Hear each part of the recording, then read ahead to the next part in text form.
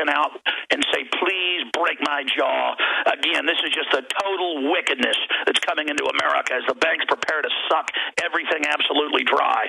Joining us today in about 40 minutes, Jesse Ventura with breaking news and information. Coming up in about 12 minutes, we've got Gerald Celente on the latest on MF Global saying we're not going to tell you where the $700 to $1 billion in customer money went. That's all coming up. And Max Keiser on MF Global and how big this is and the fact that the media admits that's what's hammering markets right now. It is Monday, November 21st, 2011. This is the Info War, and I am wound up. Aaron Dykes, take us out to break. Tell us what else is coming up. We are going to go to break, and something I want to get into later is that angle that Egyptian military justifies murder of protesters by pointing to American cops, and they routinely use the way they handle civilians to justify things that happen overseas, often by military and other units trained in America. But more on this alleged attempted assassination attempt when Obama wasn't even in the country. Is the fact that he's been politically desperate for a long time now, and the Democratic establishment is scrambling to either justify a resurgence of Obama's political popularity through some kind of pretext or false flag attack, or to rebrand another Democrat, Hillary, one possible name floated. They weekly, constantly report on how he is politically dropped so bad in the polls that they are desperate to figure out what to do. So we'll see which way that goes. We'll be back, as Alex said, with Gerald Celente, Jesse Ventura, and more. Max Keiser coming up. Infowars.com. Stay tuned tonight, the Infowars Nightly News. Okay, folks, I got pretty wound up during the last segment. There's nothing like getting connected and about to go live and then getting knocked off and wanting to get back in the ring here. It's also very, very exciting in a horrifying way to see Forbes and the New York Times coming out and attacking myself by name, Infowars.com. The Forbes article, in a way, is almost positive. I don't know if it's a hit piece or not, because we're called conspiracy theorists and things, but it does admit that we've been right about gold going up in price, and it does admit that MF Global has disappeared all this money, and so people have a right to be upset, but it uses all the standard cliches. The headline is not right, though. We're saying you can't trust the banks, so that's going to elicit the bank run. That's what always causes the bank run. And you already see people in the last few months pulling their money out of the big six mega banks, and you now see them arresting people that come in and try to get their money out. When I first heard that a month ago, I thought, this can't be true. And then I watched YouTube after YouTube after YouTube, where the people would go in and the cops were waiting, and they would, like, say, you're upset today. Why are you so upset, ma'am? They'd be like, I'm not upset. Give me my money. They'd be like, you've got to wait. No, you give it to me now. That's it. Disorderly conduct. You're out of here. So many of these poor people that work for the system really think that they're going to hold the system up by engaging in all this tyrannical activity. The truth is they're going to allow the globalists to end this free republic as it's been known. Traveling across the West, and I've been out here many times, I've never seen children looking more poor and disheveled, people looking more freaked out and poor, restaurants that are few and far between being more empty, hotels and motels being more empty. We pulled up to get gas last night next door to a Burger King that was right next to the border with southern Utah and Arizona. It was just on the Arizona side before you cross over into the Monument Valley, Utah area. And I got on video 9 stray dogs, but by the time we got back on the RV and left, there was about 15, with more showing up. Just large stray dogs fighting over scraps of food and following people into the Burger King, growling at them, demanding that they give them something to eat. I mean, it was very, very dystopic. I've never seen anything like this. And I've been out in the West a lot. I've never seen the Indian reservations looking more run down and disheveled. I've never seen the people looking more dejected and freaked out. I've never seen more police, more Forest Service people bugging their eyes out. The only new cars are government vehicles. It is really scary, the things I've seen out here, and I'm going to be filing more of those reports. I've probably got 20 video reports I haven't uploaded yet. You know why? Because there's no internet out here. I mean, you get in towns and sit there in a parking lot for an hour trying to upload a 4-minute clip. So I'll have to follow most of these as we're driving back to Austin tomorrow evening. And so I want to challenge everybody out there to be watching Tuesday night at Infowars.com and Wednesday with the Nightly News. We've got Mike Adams, who's going to be hosting the Nightly News tonight. It's Aaron Dykes tomorrow. And I really appreciate the great job they're doing. Rob did a great job. It's so good to see other informed people who can, in some cases, do a better job than I'm doing. God bless them. Plus, that means more targets. I don't like being the only B-17 up here dropping bombs on the New World Order. Aaron, you started getting into the incredible statements by the military regime installed by the globalists, the same folks that have taken our country over through COG, now just machine gunning men, women, children, arresting anybody that doesn't wear a burqa, Sharia law, and putting Al-Qaeda in Libya, and then the new forces say, hey, we're doing what America does. Incredible, Aaron. Well, yeah, you've got the tale of two cities going on, because if you're Syria or some other country they want to run over, then every outrage, every injustice is totally an outrage. But if you're a U.S. client state like Egypt in the middle of internal civil war, every injustice is just justified because it's just like America. And the quote here is, "We saw the firm stance U.S. took against Occupy Wall Street people and the German government against green protesters to secure the state," said an Egyptian state television anchor yesterday. And thus the implied justification for what I think now amounts to at least 35 murders just from these recent clashes, all because the military will not give up power in Egypt, and they're saying elections would be in 2013 or after.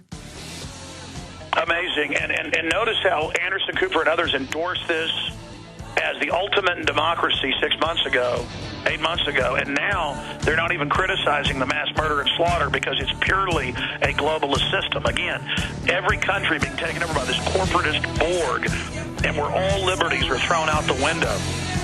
We'll be right back with Gerald Celente, Aaron Dykes, Jesse Ventura, Max Keiser, and more. Don't forget Infowars Nightly News tonight, 7 o'clock Central. We're on the march. The Empire. Yeah, if you go to Infowars.com, you can see Forbes blaming Gerald Celente and I for possible runs on banks and the stock market going down. Headline, talk show host Alex Jones and guest call for run on banks. Forbes, they've got someone to blame. It's not MF Global's fault. And then there's another little headline from the New York Times blaming my film, The Obama Deception, watched more than 35 million times for free online. Because we want to defeat the globalist. We make powerful films and put them out for free. And they're now saying the guy that shot the White House did it because of the Obama deception. Really a film that calls for nonviolence, a film that points out Obama is a puppet 3 years ago and would betray everything he said he would do. Really. No, they're blaming the Tucson shooting. They're blaming Poplawski, the cop killer. They're blaming this latest thing on the Obama deception. We've proven over and over again because they're scared to death of it. They're scared to death of our analysis. Like the 3-year-old saying the emperor's not wearing any clothes, and everybody finally points out the obvious. I know rocket scientists. I know tyranny when it's coming down the road a million miles an hour at me. Okay? Now, I want to get Gerald Celente's update on this because as soon as he started blowing the whistle, that caused the dam to break. It was the straw that broke the camel's proverbial back. It turned out for almost 2 weeks, going back to early last week, they had known that massive amounts of money were missing from MF Global that had bought up other solvent firms, like the one that Gerald Celente had a multi-decade-long account with. By the way, I've now done research, and we have the head of MF Global and others, including federal regulators at the CFTC, who were invested with MF Global and had to recuse himself, saying that these funds would be guaranteed through a different system, just not FDIC. So put that in your pipe and smoke it. But here's why Gerald Celente joins us. I misspoke at the start of the show. If you just type MF Global into Google and click News, the first 2 headlines you get are AP and CNN. We'll put these on screen. MF Global missing funds may hit $1.2 billion. Now, that was earlier this morning. Now the trustees come out and said, oops, it's more than $1.2 billion. That's the AP headline. And I see another one here saying it might be as high as $2+ billion of the $6 billion that went into bankruptcy, with the former globalist Goldman Sachs alumni, New Jersey mayor, with the head of the CFTC, invested in it, involved with Corzine, recusing himself a week and a half ago, according to Reuters and Forbes. So but it's not their fault. It's Gerald Celente of TrendsResearch.com and Alex Jones of Infowars.com. It's our fault. Aaron Dykes is riding shotgun in the studio. He'll be popping in. We've got Gerald till 5 after, and then he's leaving. And then Governor Jesse Ventura is joining us, then Max Keiser. Going to Gerald Celente. Gerald, it's now above $1.2 billion, and they're telling, now they're talking about more than 50,000 customers. It was 33,000. You're not going to get anything. And they're now saying, we thought J.P. Morgan had the money, but now we're just going to say it disappeared into the Easter Bunny patch. Gerald, this is all our fault. Didn't you hear? Yeah, I get a kick out of these people. They say, I should have been smarter. Yeah, I should have been smarter. It's like walking down the street and somebody blowing your brains out from behind. You know, if Jesse James did this, it would be robbery. But when John Corzine does it, oh, it was just a mistake.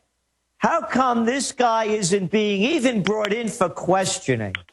I just heard Senator Roberts over there saying that it looks like illegal behavior is behind this. How come he isn't being brought up? Where's the perp walk? As I said before, the press is really easy to judge people, prejudge them in the media.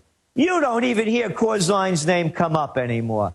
We sent out that press release, Alex, that you have about CME Group, where they said that they guarantee the funds and that nobody's ever lost a penny. It went out to over 45,000 people in the media. None of the major prostitutes will touch it. And then I got this letter from this guy, this little worm of a man. I use the word man loosely. His name happens to be Jeffrey M. Christian, not to confuse him with Jeffrey Zero Christian. And here's what he says about me in talking to people like you, that I'm ignorant, I'm stupid, and I'm delusional and self-delusional, and that Corzine has not done a perp walk because he has not been alleged to have done anything illegal, only incredibly stupid. Hey, Worm Christian, if you listen, you're incredibly stupid. And if you want to talk to me like that face to face, come on over and let's have a visit. Because here's the facts, you little worm. Corzine, it is allegedly has done something that is more than just incredibly stupid. He has broken the cardinal rule. You don't go into a customer's private account to go do the firm's gambling. You get it? It's as simple as that. This is robbery, and no one is calling him out. Maybe Corzine has, you know, he just held a $35,000 a plate dinner for Obama, a fundraiser. Maybe he's not showing up because he's preparing a Thanksgiving dinner for us. You know, so we'll all get a little more turkey to eat. Gerald. This little twerp going on and on and on. And here, you'll love this one, Alex. This is a beauty.